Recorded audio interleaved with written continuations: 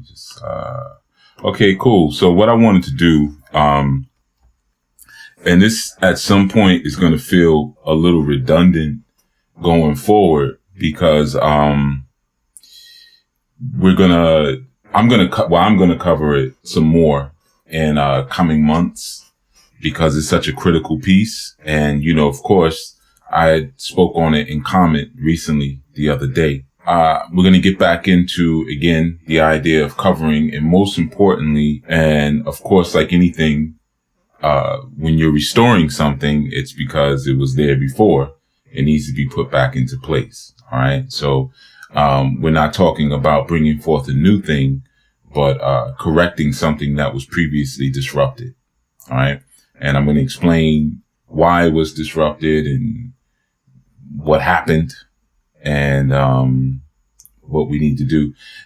Now I'm not going to be as long. Like I said, I'm breaking this up into parts, probably around, I'm thinking, I don't know, maybe January, late January, February. I'm going to do a whole series on this, in particular, marriage forms, relationships, and, nation building. Really just marital relationships and nation building. I don't really care about boyfriend, girlfriend relationships outside of that. So as of right now, all of you have been subjected to the structure of the covering initiative by now. And I'm sure with, varied results, but, I do know, and I have witnessed that everyone has, had different things pulled out of them as a result, you know, just in coming out of their own comfort zones that many people have been locked into. And for the most part, those comfort zones are a product of the dominant society or the more stronger society, that we find ourselves. Could you mute out, Baba Mari, please? That more forceful society that many of us find ourselves in have created a thought paradigm. And it's really a satanic kind of thought, you know, and I want you to understand Satanism by that which adheres itself to the material. That's that which adheres itself to the third dimension. That's Satanism. All right. So, you'll notice that spirit is embedded a lot of times when we start talking about relationships, when we start talking about nation building. One of the first things when you start talking about nation building, the first thing people will say is, well, you know, you got to have money to build a nation. You can't do anything without resources and finances. That's not true. But that comes from that spirit of Satan, or spirit of materialism. In the same instance, you'll find a lot of people when you start talking about plural marriage. You talk about monogamous marriage, everything's all good. All right, whatever. If you say, well, I'm going to take on 2 women, 3 women, or a woman says, I want to invite another woman into the family, the first thing that comes up is, can you take care of 2 women? Can you take care of 3 women? But nobody ever asks that if you're just marrying 1 woman. Nobody says, can you take care of 1 woman? Because when you're dealing with plurality, you're dealing with the restoring patriarchy. You're dealing with the return back from what Satan disrupted. So as soon as you go to do anything that disrupts that, there are certain spirits that are immediately going to launch forth. So that spirit or the worship of money, if you will, is one of the ones that's deeply embedded in any time to return back to our actual roots. So you say plurality, they'll say, can you take care of them? You say nation building, you can't afford nation building. You're going to notice that it's going to come every time you want to pursue something in terms of education that restores you as a person. I want to learn about my history, but I don't pay the bills. You see, it's always going to take you back to something dealing with finances. That's when you hear that, that's your clue to kind of already know who's speaking. You already get a sense of, okay, I get what spirit this is coming from. Like I said, I'm going to share more of this on YouTube, but I'm at a place in my own development where I'm not answering base questions about nation building and plurality at this point. You know, I've kind of graduated beyond that, you know, so I don't even answer, well, why can't I have 2 or 3 husbands? I'm not answering dumb questions like that, or, well, can you take care through? That's an idiot's errand. And I'm not going to be sent on a fool's run. What I'm speaking of here, just so you know, this isn't, it's groundwork on some levels, but on other levels, you may already have a aversion to some of the things that I'm speaking on.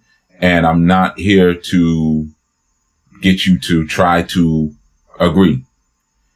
If you don't agree, too bad for you. Let's get back to it. So, of course, the covering initiative. And of course, that within itself caused some disruptions. People started to loosen their grip from Anu, once they saw in practice that not only do I have to now answer to someone, but I have to also be responsible to someone. Now it's not so fun anymore, right? And of course, because there's a spirit that comes forth that says you don't want to do that.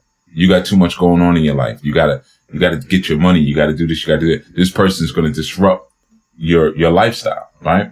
So, let's take it from the beginning. And like I said recently, when I made a comment on a segment, if you typically talk to your average Christian, anything that they say is going to start at the New Testament, right? And the reason being is because it's very easy to support a Western mindset pulling from the New Testament. So they won't start at the Old Testament. The New Testament also, it's just kind of backwards in thinking. Like I said, why would you read a book from the middle? Usually we start a book from the first page, but you talk to your average Christian. So I want to be clear. And that's why, like, even in the Anu way, when I'm speaking about certain things and I'm using certain words, I'm not speaking from a Christian perspective. I have nothing to do with Christians. It's world apart. You may hear me speak about something from a scriptural perspective or from Torah or even from the Bible, and I'm still not speaking from a Christian perspective. I'll never speak from a Christian perspective unless I'm just making a point about Christians. Okay. So I want you to be clear as we go on this journey. Again, as I've said before, this Torah is a book by black people for black people. Period. That's it. And you may be triggered in other ways, but that's just only because of your own laziness. And I'm not here to speak to your laziness. You may hear certain terms and be like, oh, this takes me back to church. Well, your ass was sitting up in church too lazy to figure out where the book came from and what it was about. So I'm not responsible for your lazy cultural triggers. Learn something. All right. So with that being said, going back to the book of Genesis. So in the very beginning, we had the Elohim, gods and goddesses, if you will, or, well, we won't say the Anu yet. We're going to leave that teaching for later. But we had these archetypes, these deities that said, let us make man in our image and in our likeness, right? That's the first thing. So when they said, let us make man, they created man as male and female. All right. This is the whole crux of everything. If you don't get this part, you don't get anything else. That's why they put it in the very beginning in Bereshit. They put it right there. So that way, that right there is your whole basis for nation building. The Elohim said, let us create man in our image, male and female. He created them. That's it. If you could take that line or that passage and study that for 2 years, study it for 5 years. It's that powerful. Okay. And I'm going to get into why. So why do we call it, or why am I calling it, restorative patriarchy?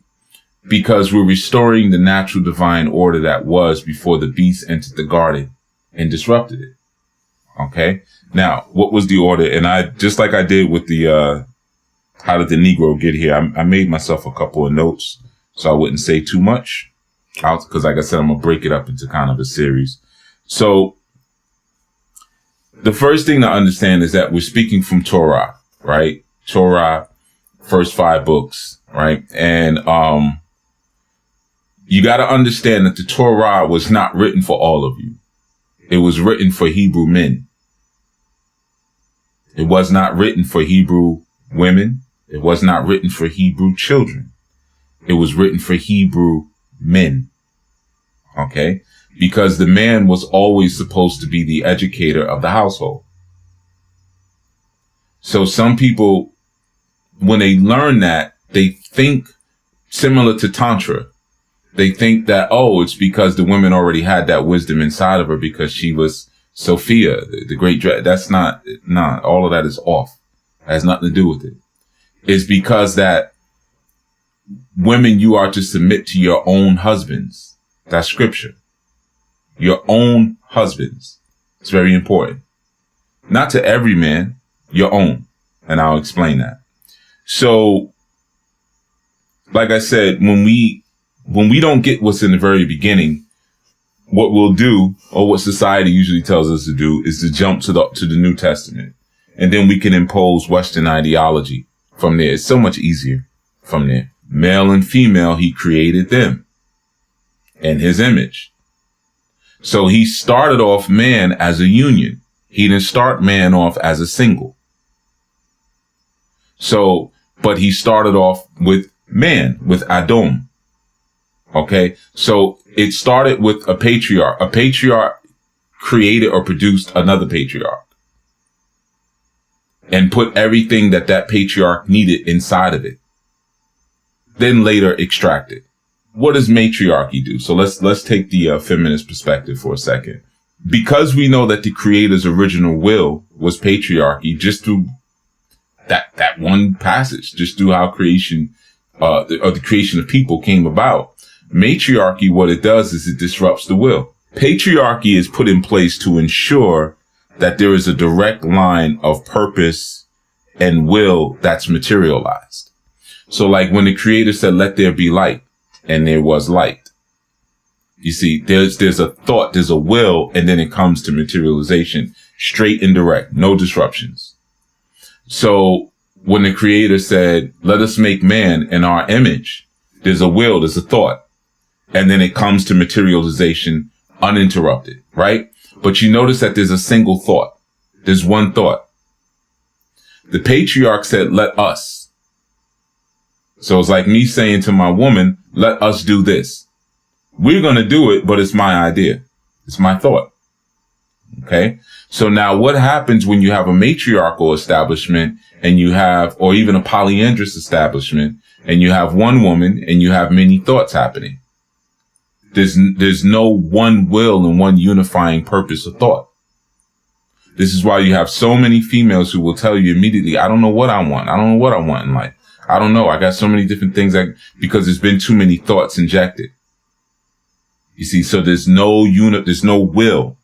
There's no direct, pathway of what's going to materialize. Now, here's another important thing that I want you to keep in mind. And this goes to the plurality discussion. I can have one will in many women. Let's say if I have 10 women, right? What those 10 women represent are the potential expressions of my will. Now, let's say if I have one woman and 10 men. Now I have 10 wills, 10 purpose, 10 ideas implanted into one vessel. Now, here's where it gets real simple. I'll use my family as an example. Because I've always been very fond of martial sciences, as well as music, but martial science is a little bit easier. All of my children grew up training. The boys and the girls, all of them trained. From the moment, they could identify their left foot from their right foot is when training began. So that was always my test. You know, left from right. All right. Now it's time to learn how to punch. Okay. So it has happened. When my children were in environments and they struck out at other children violently, it was very clear that I was to blame because these are my children. I own them. And if you know what I do, then you know what my children do. We're a violent tribe, right? Now, let's say there were 5 different men and there's one woman and the children are out somewhere and they display certain behaviors. Who do we blame? They have no idea. So what patriarchy establishes is it establishes ownership. And you want that direct line of ownership for accountability. So that way we can clearly see the cause and we can clearly see the effect. This is why it's important to have one patriarch. When a woman is uncovered, I want you to look at it like it's a field that's uncovered. A field that's uncovered, what happens? Or we could just take national parks for an example. It's a great example of uncovered fields. You go to a national park, you see all kind of stuff being grown.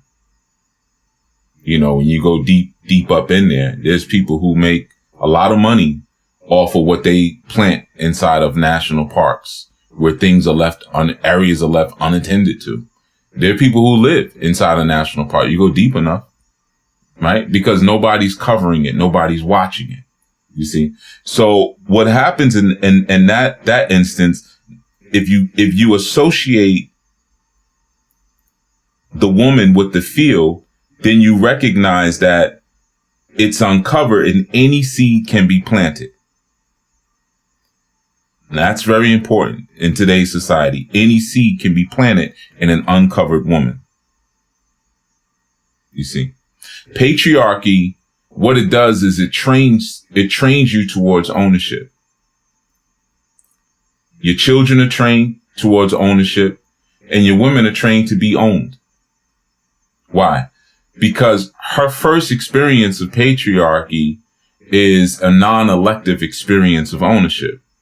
Her father, and we're saying humanly non-elective. As a spirit, she chooses a father. This is who my daddy gonna be. And the daddy owns her. That's an important point. And I know there's other aspects that we're going to get into that in a second.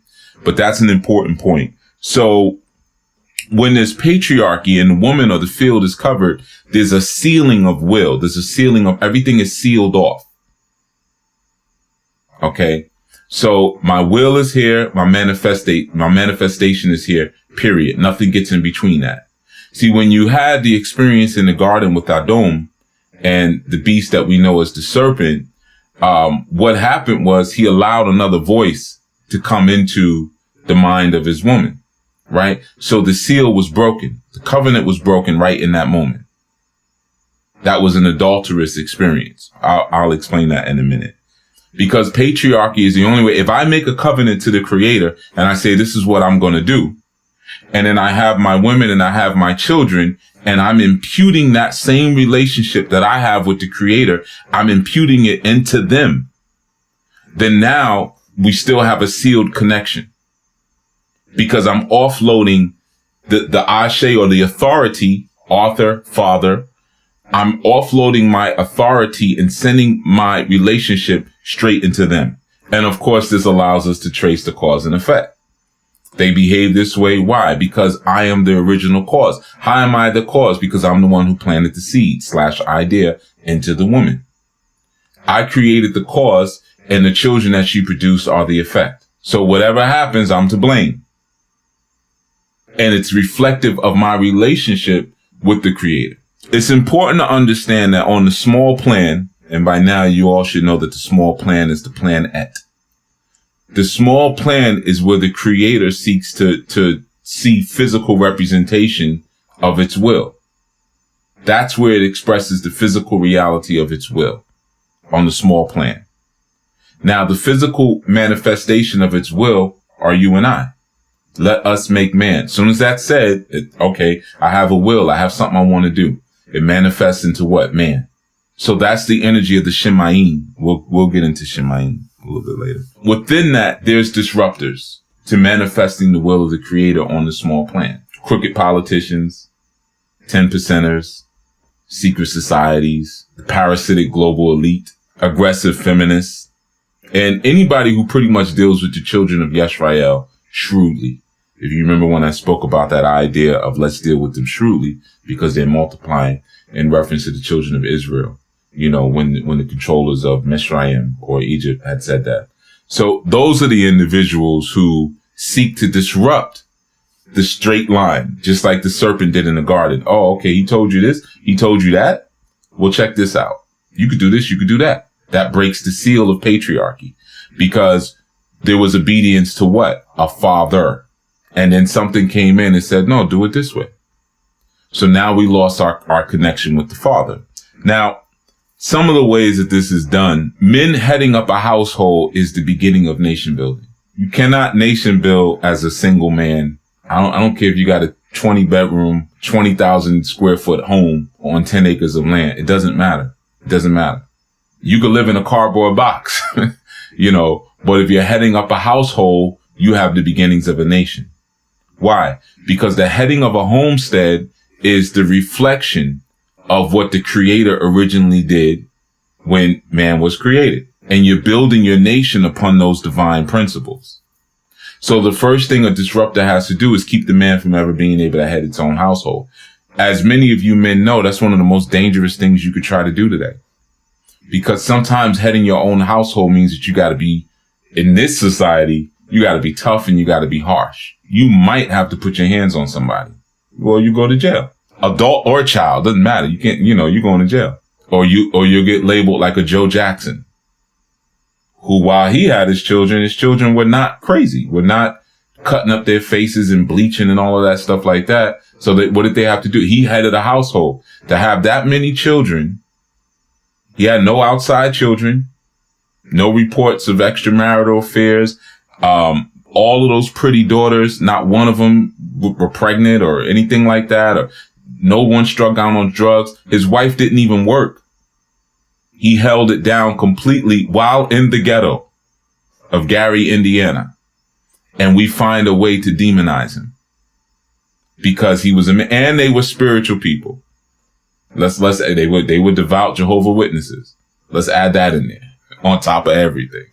You see? So we got to disrupt that. We got to get in the middle of that, because all of the talent in this family, we have these people have the potential to be the most famous people on the planet. And they're going to show this. They're going to show that greatness comes from a patriarchal household, you know, where all the children are kept in line, and we can't have that. No, we got to figure out a way to completely decimate this legacy. Right. And I mean, that's one example. You know, there are other ones, but, you have to keep the men from heading up households, because when you can have a woman head up a household, when you have a matriarchal environment, then what you're able to establish is no organization, complete, organizational chaos. Why? Because there's no direct single will. There's no direct single mind. That's the key. You see, when you have uncovered females, they are typically enticed to head up the household through subsidies, welfare, food stamps, music, movies, you know, doing it on your own, or back in the days was a song, Sisters Doing It for Themselves. I remember, but, and I mean, there's newer songs, not like it stopped with that, you know what I mean? But there's all kind of music and different entertainment that says, do it for yourself, do it without him. You can head it up by yourself. You don't need him. Right? So that becomes such the drive, and there's a reason for it, to keep these Hebrews from ever coming together, which I explained a little bit in the last time I spoke, but I'll get into a little bit more now. Now, I want to be clear though. A lot of times when it's spoken about, like, you know, well, sisters are just abandoning the family structure. Yes, that's true. But one of the things that people leave out is that this has been done through violence and traumatization. So it's not like, you know, sisters all just had a meeting one day and was like, yeah, let's just run the family ourselves. You know, there was something that came in that not only disrupted, that took advantage of the woman's already maybe maligned way of thinking. Because we're all born with something malign. Men have a malignment, women have a malignment. If I'm a wicked person, I'll take advantage of it. You know, that's all I'll do. I'll just instead of trying to support the person, I'll take advantage of it. Through violence, I mean, we have buck breaking. We have the Ma'afa, the rape that happened in the Ma'afa. We have all the images even today we see of police brutality and all these different things. These are all meant to keep men from heading the household. Because the first thing a woman is going to do is she's going to beat the man out of her children, right? Great example. I was talking to my brother yesterday. We had, went by, there's some women that we know in the area that they are all,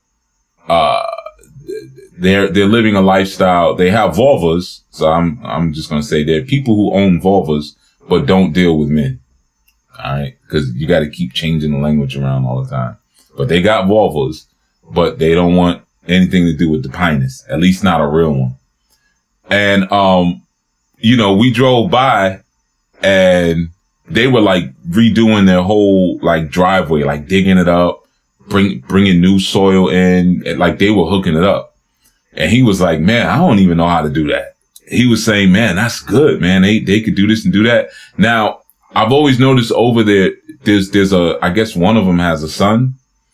And I said, but look at the boy. Look at how waifish he is. Like he's super skinny. And he was actually sitting down on a pile of gravel while the females were shoveling and doing some other things. And I said, look at this. I said, I bet you they're perfectly fine with him being like that, with his little tight jeans on and just sitting there looking tired. And these are adult females. These are not like, I'm saying at minimal 35, maybe the late 40s. So you would think they would be saying, no, you're younger. You got more energy. You come over here and do this. Right. But, the idea there again is that we have to make sure that he can never grow into anything that may actually head up a household. So because the important thing to understand is that Yisrael can never conjoin under those conditions. Yisrael can never conjoin under matriarchy. It won't work because that's not restorative of Yahuwah's original vision or original idea. Right. So, and there's so many other, there's so many other pieces to that. But like I said, a lot of it has been done out of violence, you know, so a female may say, well, it's better that I have a waifish, weak, half sick, skinny son because at least I know he's no threat to anyone. No one will shoot him down in the street or this or that, or maybe he spends all day in the house, but at least I know where he's at. He's not out there in those streets getting into fights and things like that. All the things that men are supposed to go do, you know. So a lot of it again has been done through traumatization and also the exploitation of that Oya spirit that's in a lot of females where I want to be this. I want your charm. I want to have the charm where I can breathe fire too. I want to take Osayin's calabash and I want all the magic that's inside of it. I want the position of the man. I want to be, you know, Hapset Shut. I want to be the bearded woman who wears pants. You see? So even when you look at some of those Orisha archetypes, a lot of times you don't realize that they represent the dysfunction that we all have, that we have to get through. Instead, we look at them and we want to come under them. So we worship that dysfunction. We praise it. That's not, like I said so many times, those archetypes are put forth for character building, not for you to try to be them. That's not a healthy way for a woman to be. There's nothing spiritual or divine about that. That's the mistake of that archetype. Every person who comes with a preponderance of certain kind of energy it helps you to understand, well, this is where my shortfalls may be. You know, if I'm a Shango energy and I have this thing, I like women all the time and stuff, I also am going to go through some serious mood swings. I might suffer from depression. You know, I may always constantly be over emoting and always be worrying about things all the time because I feel like I'm responsible for everybody because I feel like I'm the king. You know, everything comes with something, right? So the idea of one man controlling and commanding and being a captain to 5 people, 10 people, 20 people, 50 people, 100 people. That whole idea, that's the original form of the creator's patriarchy. Because if we look at the creator, we're looking at an entity that is over how many people? Billions. So again, we're looking at that idea again of one patriarch ruling over many people, right? So even like with Anu, you notice the first thing I'm always saying, this is a patriarchal organization. This is patriarch. You know, I have to make that very clear because yes, we have had females who have come in and tried to impose suffering. Why? Because they're disruptors sent straight from Satan. We are restoring the kingdom of the Creator. Now you can restore that kingdom right in your own home. Why? Because every man has the right to be a king in his own homestead. Every single man. So every man should be the chief priest of his homestead. And remember, the word king means what? Kin. So if he has a kingdom, he is ruling the dominion of his kin. That's a kingdom. And every man has the right to be that. To be the chief educator, the chief priest, the chief king. That's how it's supposed to be. So what happens is when you get, again, you might be a man, let's just say, and I'm going to speak my language. Some of you may not be ready for this, but whatever. He's got 5 wives. He's got 6 wives. He's got 8 wives, right? So now he's ruling over 8 people automatically. Then we have children that come from those wives. Before you know it, he's ruling over 16, 20 people. Is that not a kingdom? Now you get 4 or 5 righteous men doing the same exact thing. You got over 100 people. And in all of those 4 or 5 men, they pick one patriarch, one king to say, you are going to be our captain. Now we truly have a representation of the kingdom of Yah. So every man has the right, and I'm saying the word right because it's a natural inkling to do it. I could say responsibility, but a real man would want to move into that anyway. You don't have to say, you know, you need to go be a king. They want to be that anyway. Real men.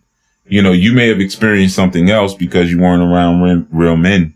But we're speaking about the value of plurality, or what some people call polygyny. And like I said, at this point, we're kind of beyond the base discussions about it because those base discussions have nothing to do with nation building. They're just distractors. You know, can you take care of 3 women? Can you know, just silly distractors. You know, if you are living as a man, an indigenous tribal man, there's certain questions you don't even have to ask because there's certain things that come along with it. You see? So when we try to present it as an abstraction from what the rule is supposed to be, then it gets really easy to ask very stupid questions because we're looking at it from a Western perspective. Oh, you just want to have sex with all those women. Yeah, I do. Yeah, I want to have sex with all of them. I want to have sex with all the women on the planet. Really? I'm a man. You know, that's how that goes. Am I supposed to be ashamed of that? No. I'm a man. You see, that's what's supposed to happen. We are all impregnated with the spirit of the Creator. I'm going to get into this in another thing, but the Creator has had sex with all of us. Because you think about something. When a woman has a child, I heard Mama Sequoia said this. She said, you know, every child I had, I cried. Right? Now, I have seen my children born. It wasn't, all my women are like kind of brolic, so it wasn't no tears, but, you know, I'm not saying you ain't tough here, but you know, my women, they're all like Vikings, you know what I mean? So, it wasn't no tears, but, the thing about it is that there's a moment of death that happens that you can almost feel in the room when a child is born. Once that head comes out, there's something different that happens with that woman. And it is like a death. You see what I'm saying? So a lot of times we don't understand that same model, let us make man in our image and in our likeness. So what is man going to do in the moment that baby comes into that woman? That's that man exploding that woman, stretching that vagina beyond imagination. You see? But that's the same thing that the Creator does with you. When you accept the Creator into your heart and into your mind, The Creator stretches you beyond what you could imagine yourself being stretched. And the old person has to die. So why would that process be any different when childbirth happens? So there's again a will and a thought that's being continued forward through the energy of the patriarch. There are people who are stuck in mental prisons. When you're stuck in a mental prison, your first reaction to information like this is going to be suspicion and skepticism, because we're trained and born to always be skepticism of black men in particular. Whatever they want to do, there's an angle. Whatever. Oh, you want a bunch of sex. You want a bunch of this. You want a bunch of that. But again, do you say that to the Creator? Why would you impregnate everybody with your spirit? Why do we all have to not only we got to give birth to your spirit through us? Why is that the only way we can achieve freedom? So now let's take it to the woman. Does she achieve freedom by submitting to the ownership of the man and allowing his spirit to come through her? Obviously, the answer is yes. But,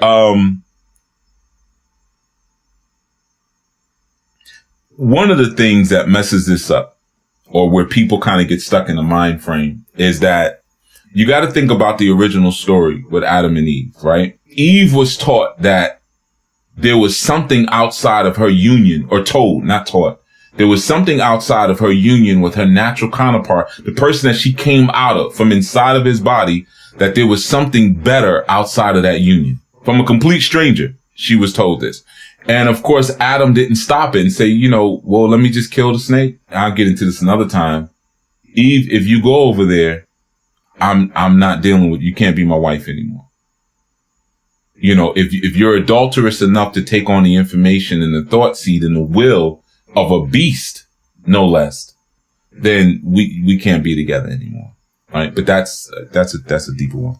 So the moment that serpent came in and said that to Eve, what happened was the original line of patriarchal thought was cut.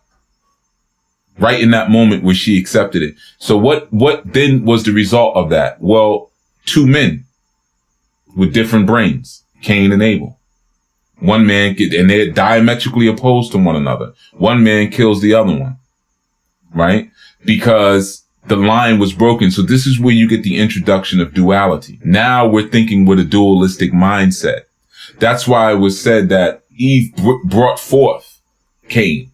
But it didn't necessarily say that Cain was begotten, because there's an idea there that Cain was possibly the seed of the serpent, or the seed of Satan, because in thought, he certainly was. You see what happens when you have a field that's uncovered, then different seeds can be planted into it.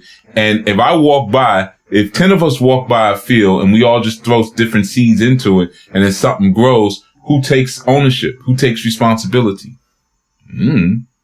So we're not sure where Cain's mindset came from, because duality was introduced. Okay. So this is not only a form of polyandry, which is why polyandry has nothing to do with nation building.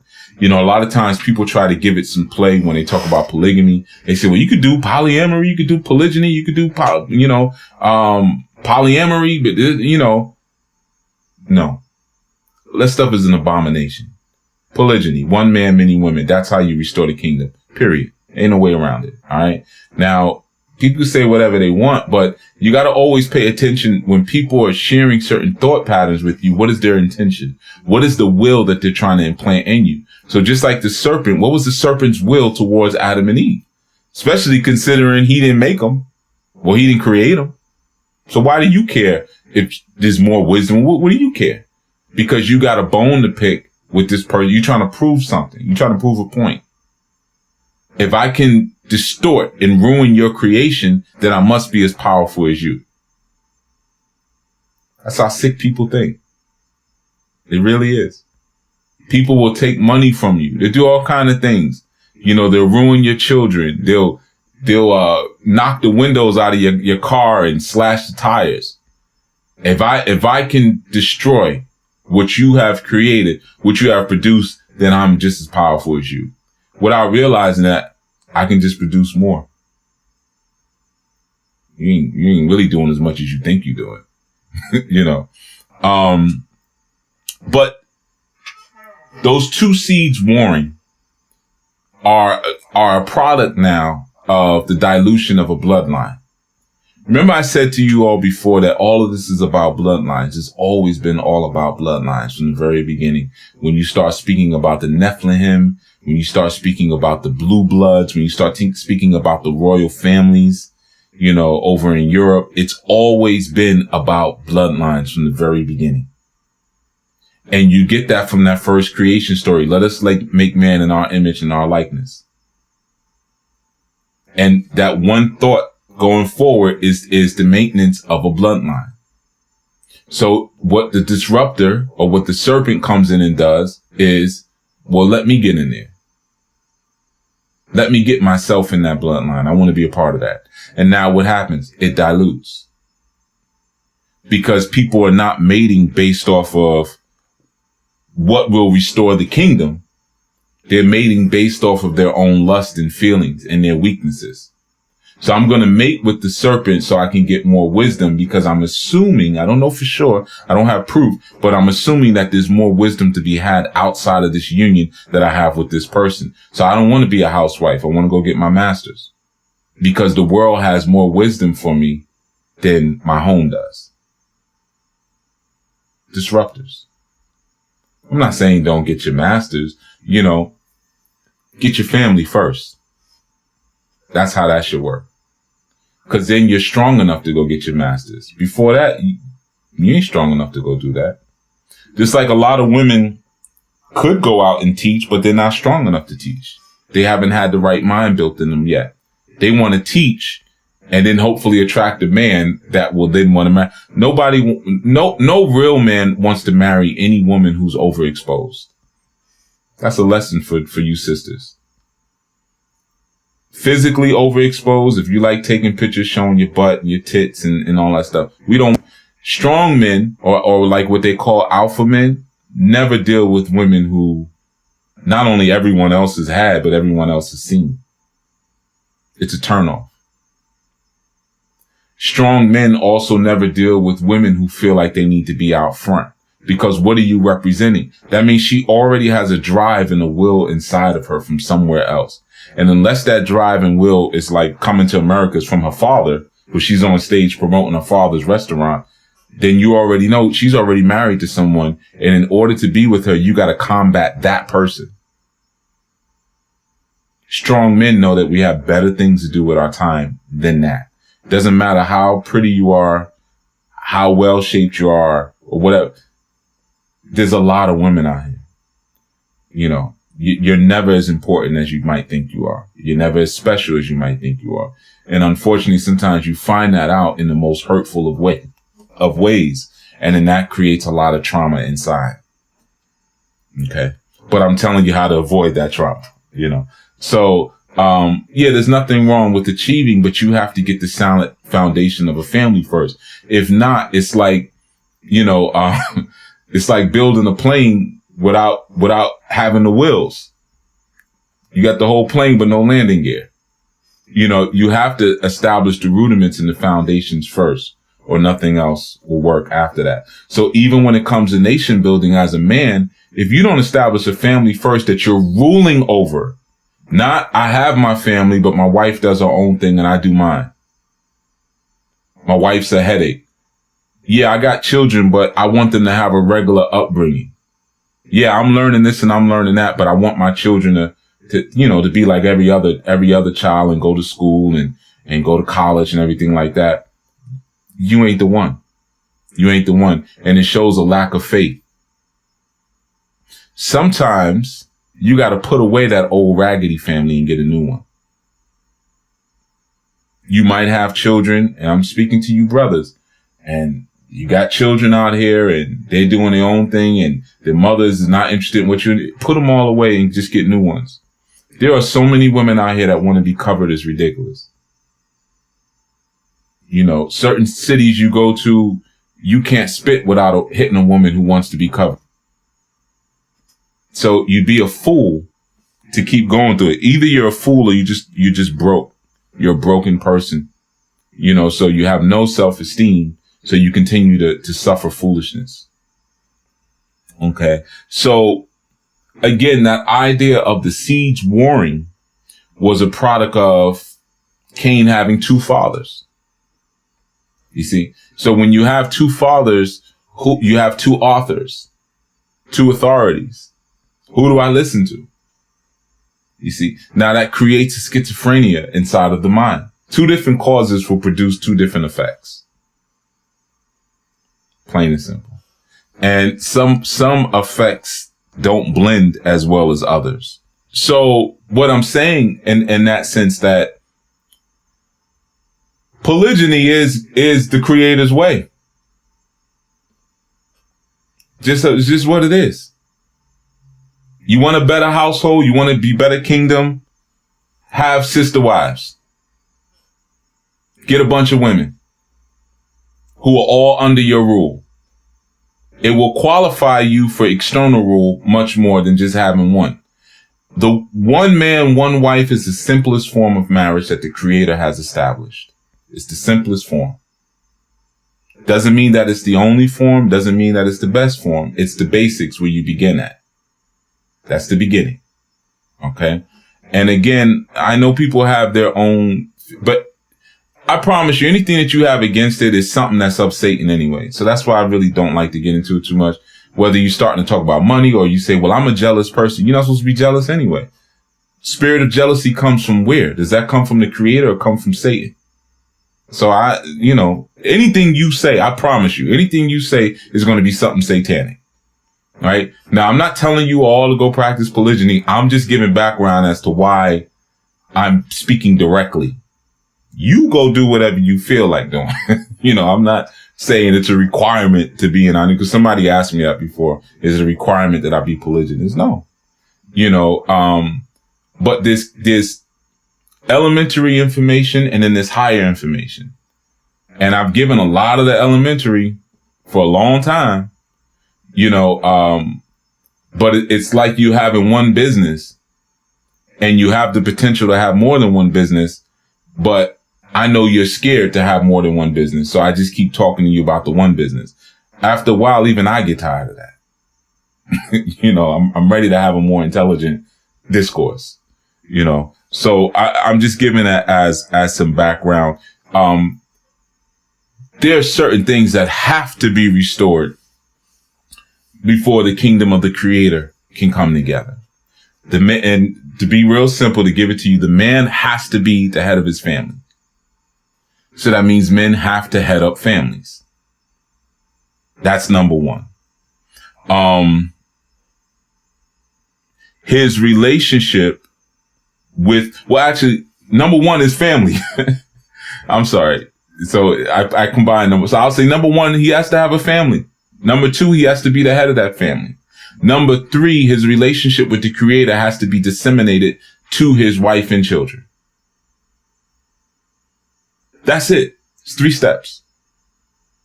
But until that happens, there will be no restoration of any divine kingdom. Ever. There won't be. Okay. Now there are tricks that will dilute that experience, or the possibility of that happen, like I explained before. But those are the foundations. You cannot bypass a man's right to be a king in his home. You can't bypass it. You can't get around it. And still like, well, I'm spiritual and no, you can't. So for all these, like I said, the goddesses and the queen mothers and all that, they're full of shite. They're going to send you right to hell, right where they are. And a lot of them come to me for readings. I know how horrible their lives are, how lonely they really are. They got nothing. They got nothing going for themselves except for a bunch of pretty Oshun and Oya altars and some nice head wraps and some good food, some good vegan food. Cause everything with them is external. They're fine. They're gorgeous. Nice skin and, they got the best recipes. They got the flyest clothes made for them. They take all the nice pictures with all the best conscious celebrities and all that stuff like that, but their lives are garbage. Garbage. I'm telling you. They're on the phone with me crying every 7 days. Why? Because they don't have a patriarch giving them the divine will. They're out there pretending that they have it by, oh, I'm in tune with my ancestors. I'm in tune. They in tune with everything. But you notice they never in tune with one thing. That's your clue right there. Well, who guides you? Well, my ancestors, the water, the sun, the moon, Oshun, Oya. You know, they listen to everything. See, what is that? The dilution of a bloodline. All them seeds in the blood diluted to nothing. So how can you be recognized by the greatest spirit when your blood is weak? I understand, like I said, there's a castration of the male principle. That's the norm. You gotta castrate them. That comes back from your Greco-Roman experience where you had, again, the eunuchs. And, you know, you'd have one man, he'd be like the what do they call it? The cock of the yard, or the hen, the rooster of the yard. And then everybody else, even if there's males around, they are all subject to him. And back in Rome, he would be sexing everybody, male, female alike. That was the thing about ancient. It was acceptable among men or males as long as you were the aggressor. So if you were the male who was taking it, then you were considered to be weak, but you could take anyone, animal, female, male, whatever, as long as you were the one taking it. So sex was always seen as more of an aggressive conquest, you know, as opposed to an experience that could be used to, again, to further the kingdom of the creator, you know. So there's been a disruption in that sense of with our young boys not being able to properly, they're being castrated. So they're not able to develop and grow into men. And as a result, they don't know how to be sons. Okay. I'm a son, you know, and being a son to my father, has always been an art to it. It's not just, yeah, pops, blah, blah, blah, blah, blah, you know, like this certain way. Even my sons, I see the way that they come at me sometimes when, you know, my son got on me the other day because he was like, you know, Baba, why does it take you so long to, get back to me? Like when I text you or I call you, like you take forever. Like sometimes it'd be like a whole day before you respond. But he had to explain, like, I'm going through an experience right now where I'm trying to be very honest and direct with people. So, Bob, I feel like I need to bring this up to you. And then I had to, you know, think about it. And I was like, okay, you know, and I explained to him, well, son, you ask some very deep questions sometimes. And my day is so active, as you know, that I don't like to just throw anything at you. I like to usually wait till I can sit down, which is late at night, where I could really respond thoughtfully. Right. So he accepted the answer. He's like, okay, I'm cool with that. He had to know enough about me to understand how to approach me. Right. So he's practicing his, I'm using the word sonship. I don't think it's a real word, but you know, his ability to be a son. I've had to do the same thing. How do I say this, or knowing what to say, what not to say, or how to listen when I'm being told to do something, you know, how do I follow that order in a way that, you know, he wants to see this thing carried out, or present myself in a way that he wants me to present myself. Right now, that prepares me for a patriarchal order. If I don't have that now, and to make it clear, I have my sons, let's say 3 or 4 of y'all, 5 of y'all, you got your sons too. These are the young men that establish the furtherance and the expansion of the kingdom later. So if they're not trained how to be sons, how does the kingdom expand? It ain't through your daughters. It doesn't expand. Nothing happens. You see, that's why there's no growth in the conscious community. Because there's no families. Families have to come together, and families who have been trained in patriarchy. So we castrate the male so that never happens. You know, once the households assemble, Then you have tribes and clans assembling. That's when it gets scary. You look at Mormon communities. They're a great example of that. Even Amish communities, great example of that. They are patriarchal, and Amish are actually polygynous. They just don't advertise that, but they actually are polygynous. And the Mormons, the Latter-day Saints, they speak against it, but I know for a fact that many of them actually are still polygynous, but the point is that they all they have prophets.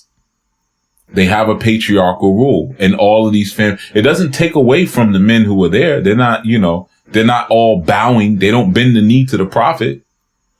You see, but they recognize that energy is necessary so that we are emulating what is in heaven, as above, so below. The idea of women submitting to their own husband, I want to tap into that for a second, is because the woman is owned by the husband.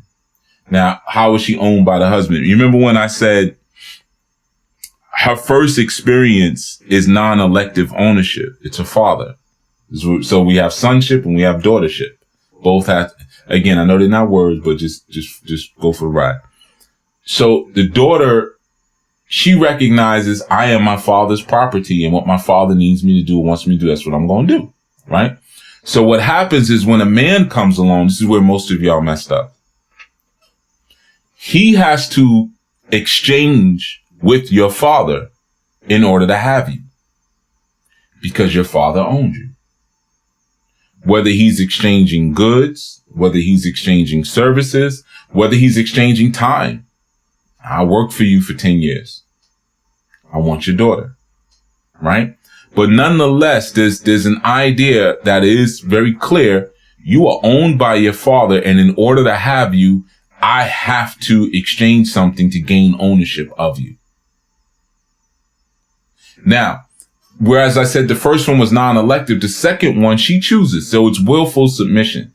Somebody just doesn't pop up and say, I want that one in the back with the pink shirt on. How much? It's not that kind of thing. So she has to agree to it, and that is scriptural. But the idea of the transference of ownership becomes becomes key in furthering patriarchy. Now, of course, when I say things like that, the disruptors are going to pop in. You mean he owns me? What you mean he owns me? My father don't own me. Yeah, he probably did.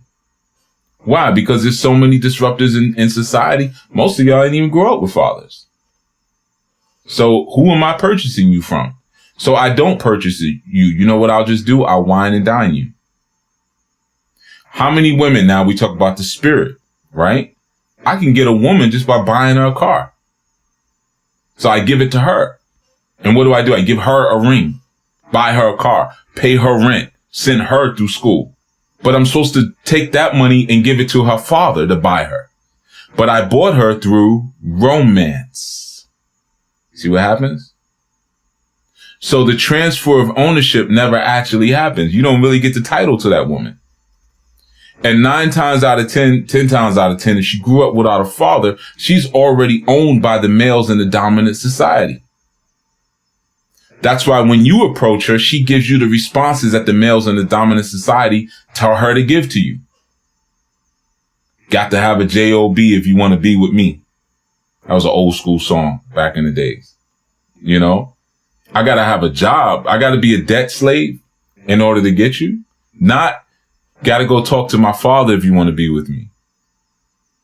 You see what I'm saying? So there's an idea there that's been implanted in her by the males of the dominant. She's remember, the nature of woman is that she's always gonna receive. That's why you gotta cover her. That's why you gotta keep her protected. She can't help it. Like I said, women are the world's suckers. Because they're gonna take in everything. It's the truth, the queer. They're gonna take in everything. And it's your job to put a hint. Get that up out of here. That can't be here.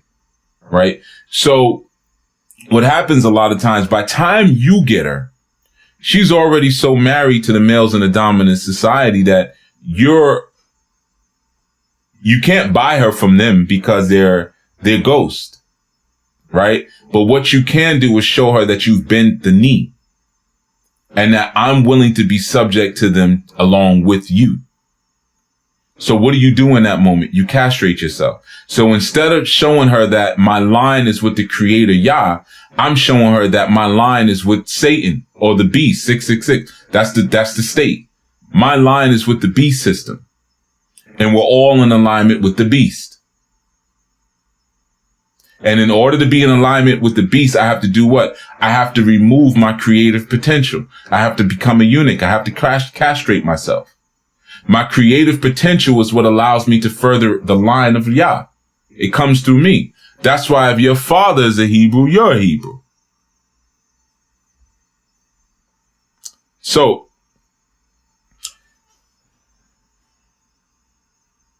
it's important for you to understand, just like Adam was the property of the Elohim, because anything that came out of the Elohim was owned by the Elohim, just like the sky and the earth and the water and, all those different things.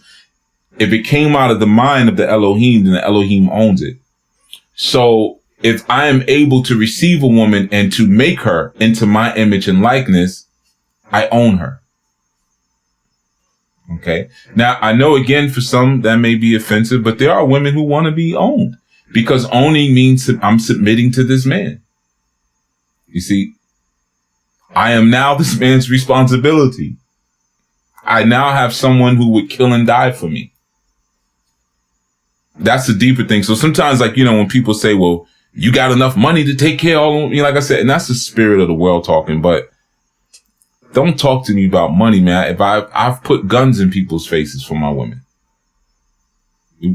so which one is worth more? Is it money or the fact that I'm willing to blow somebody's head off for the dignity of my woman? Because that's what my tribal code tells me to do. It doesn't work as a Western man. It doesn't work. You won't last 6 months. You have to have an understanding of ancient ways and ancient values and how they apply today. The idea of romance will snatch the process of ownership from you. That's its purpose. I'm going to beguile her away from her father. You see it in movies, back in the days, dude would come to the house and he, Shireen! You know what I'm saying? He trying to get her to come outside. You know what I'm saying? That's romance. I want to beguile her away from her uncle sleeping on the sofa or whomever, but I want to beguile her away from her patriarch. So I can do what? So I can implant a foreign idea in her that doesn't continue the thought frame that the patriarch of her family has established. Because it's just like when you go to the continent, you go to buy land, like we say we purchased the woman, but it's the same thing. Like a lot of brothers from here, and I try to explain them, think like, yeah, I'm gonna go to Nigeria and get me a woman. I'm gonna go to Ghana. I'm gonna go to Ethiopia. Nobody's just it doesn't matter how poor them people are. They're not just gonna give you their daughter. And I try to explain that to brothers all the time. They don't listen. You might meet a woman. She might become your girlfriend. She's going to hit you up for money. You're going to be sending her and her real boyfriend to school. Baba Haru, you know how it goes, because you're talking about families. And I have sisters over there I know where the father's dead, grandfather's old and sleep all the time. And even the mother will hold it down no, I don't care. No, you're not taking my daughter away. You see, there's that sense of also, in a tribal sense, we're not going to dilute our blood. So yeah, you coming with money. We appreciate that. We will take the money. We'll take it. Thank you very much. But, no, you're not taking her. You see? So it's the same instance with how we're moving. Right? Or sometimes how we're tempted out of the stronghold of the creator through wealth and riches, but it's the same thing with how we need to interact with each other. Sometimes our romance and our desire and our love for trinkets will snatch us away from the will of the creator, which comes from the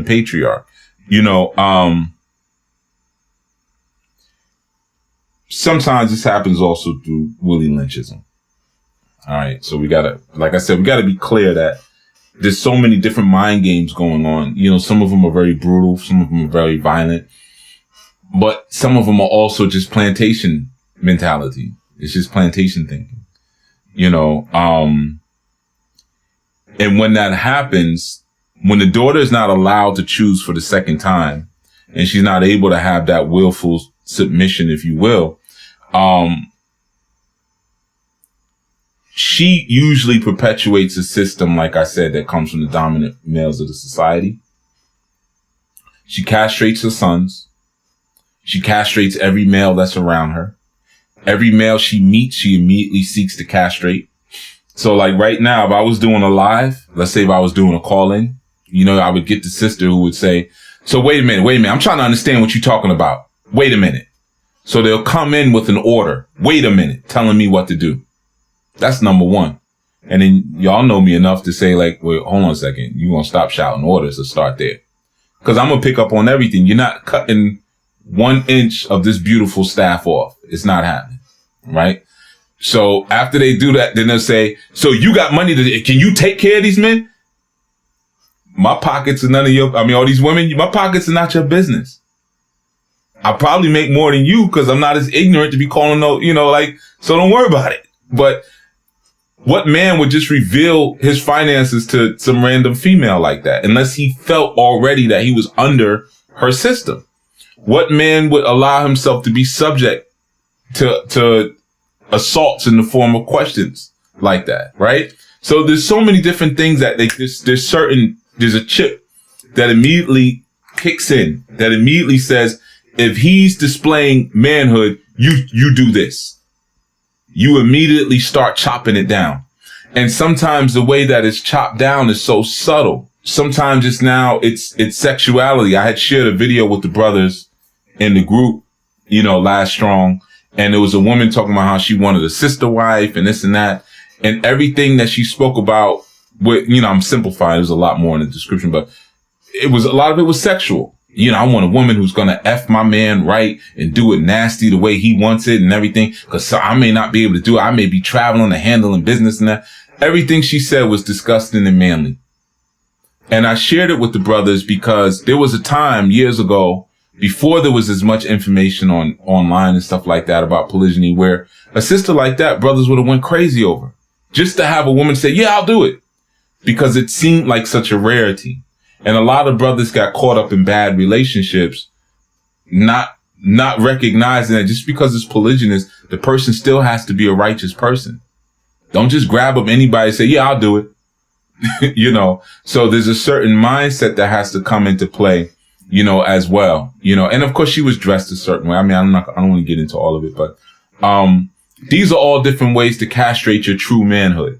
So sometimes they'll come at you from the sexual angle. You know, they'll start flirting or, you know, they'll just figure out all ways to weaken you. And what are they ultimately seeking to do? What is the whole thing? Prevent the rise of the Black Messiah. This is COINTELPRO at a spiritual level. This is what J. Edgar Hoover did to the Black Panthers. And what did he say? We have to prevent the rise of a Black Messiah. Could have used any other language.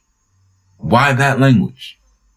These people have gone through enough secret societies to know where the Messiah rises from. You see, they know. So if you keep the man castrated, you keep homes matriarchal, you keep patriarchy completely subdued, you know, there'll never be a Black Messiah. Never. It just won't happen. That's how that works. All right. So I'm just going to share this, but I know that was a lot. And I cut out a whole lot. When I do the series, it'll probably be about 6 parts. So, cause there's a lot to this because there's more solutions. There's more, evidence of the issue. But ultimately, this is why we have an On New Covering initiative. All you sisters are covered. You're going to remain covered. So you're going to go from here to the man that you're going to conjoin with. And it's always going to be a patriarchal environment. And that means a lot of people are not going to want to be not going to want to be a part of it. But you are literally battling satanic wickedness. It's not an opinion that you're battling, and that's what I'm explaining to you in this. When someone says, well, why can't we both be in charge? Or sometimes I got better ideas. Those thoughts and those ideas don't come from that woman naturally. They just don't. They come from that demon that's inside of her. And I'm showing you the original form. And there's so many different ways that it sneaks out, because sex is where all the truth comes out. That's when egos get dropped. And during a sexual experience, you don't want a man who's limp. You don't want a man who, as soon as you touch him, he changes and bends. Oh, I'm sorry, babe. I couldn't hold it. You want a man who can stay firm and stay directed for the duration until something can be created, at the very least. So why would that change outside of the bedroom? Why could you only be submissive in that environment? Why can he only take the lead in that environment? And of course, you got the knuckleheads that will say, well, sometimes I want to take the lead too. Right. But you understand what I'm saying. Because no matter what, something stiff has to be inserted into something soft. No matter which direction you're going with this thing. He has to be firm and directed, no matter what. And you have to be yielding, no matter how you're going to do it. You see. All right. So I will hand it back over to you.